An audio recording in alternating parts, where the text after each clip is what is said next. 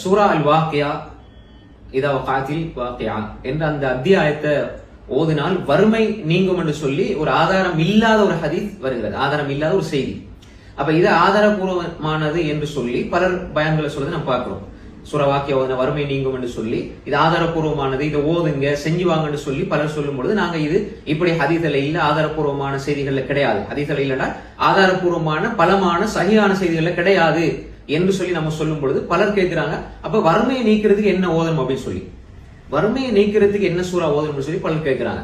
உண்மையிலேயே சஹீஹ் முஸ்லிம் வரக்கூடிய ஹதீஸ் இக்ரவு சூரத்துல் பக்ரா ஃபஇன் அஹ்தஹா பரக்கா, நீங்க சூரா பக்ரா ஓதுங்க, அது உங்களுக்கு பரக்கத்தை பெற்று தரும். அதை ஓதுறது ஒரு பரக்கத், அபிவிருத்திய வாழ்க்கையில் ஏற்படுத்தும். அப்படின்னா வாழ்க்கையில இருக்கிற கஷ்டங்கள், பிரச்சனைகள், துயரங்கள், வாழ்க்கையில இருக்கிற வறுமை எல்லாத்தையும் அது நீக்கும் சூரா பக்ரா. இத சொல்லிக் கொடுக்க மாட்டேங்கிறாங்க. இல்ல மாஷா அல்லாஹ் சொல்லிக் கொடுக்கறவங்க இருக்கிறாங்க.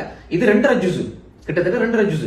அப்ப சூரா வாக்கியாவை குயிக்கா ஒரு 2-3 தாள் ஓதியணும் அப்படின்னு யோசிக்கிறாங்க தவிர இந்த பெரிய சூறாக்கு சிறப்பு முஸ்லீம்ல சஹீஹ் முஸ்லிமே வருது. இப்ப இதை தொடர்ந்து ஓதுங்க. சூரா பக்ரா ஓதினால் வீணர்கள் உங்கள் மேல சக்தி வர மாட்டாங்க, கண் திருஷ்டி ஏற்படாது, சூனியம் தாக்காது, அதே மாதிரி வாழ்க்கையில பரக்கத்து உண்டாகும், வறுமை கஷ்டங்கள் நீங்கும். அழகான ஹதீஸ் இக்ரவு சூரத்துல் பக்ரா ஃபஇன் அஹ்தஹா பரக்கா, அதை எடுக்கிறது பரக்கத், அதை எடுத்து வச்சுக்கொண்டா நம்ம கஷ்டங்கள் துயரங்கள் நீங்கும், வாழ்க்கையில செல்வ செழிப்பு ஏற்படும்.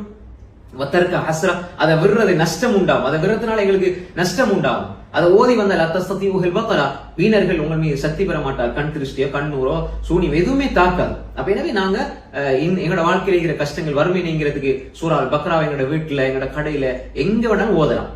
அன்புக்குரிய சகோதரர்களே, இந்த பழக்கத்தை நாம் உருவாக்கும். ஒரு நாள் உங்களால் ஒவ்வொரு நாளும் ஓத முடியுமா ஓதும், அப்படி இல்லையா இடையில கொஞ்சம் கொஞ்சமாக ஓத முடியுமா ஓதும், அல்லது ஒரு நாளைக்கு 1/2 ஜுஸா ஓதுவோம். ஏனைய குர்ஆன் ஓதுறதையும் நாங்க விட்டுறக்கூடாது, இதை மட்டுமே ஓதிட்டு கூடாது, இதையும் ஓதணும் சிறப்பு கருதி குர்ஆனையும் அதிகமாக ஓதணும். என்னோட வாழ்க்கையில செயல்படுத்துவோம். அல்லாஹ் தஆலா பரக்கத்தை ஏற்படுத்துவான். அஸ்ஸலாமு அலைக்கும் வரஹ்மத்துல்லாஹி வபரகாத்துஹு.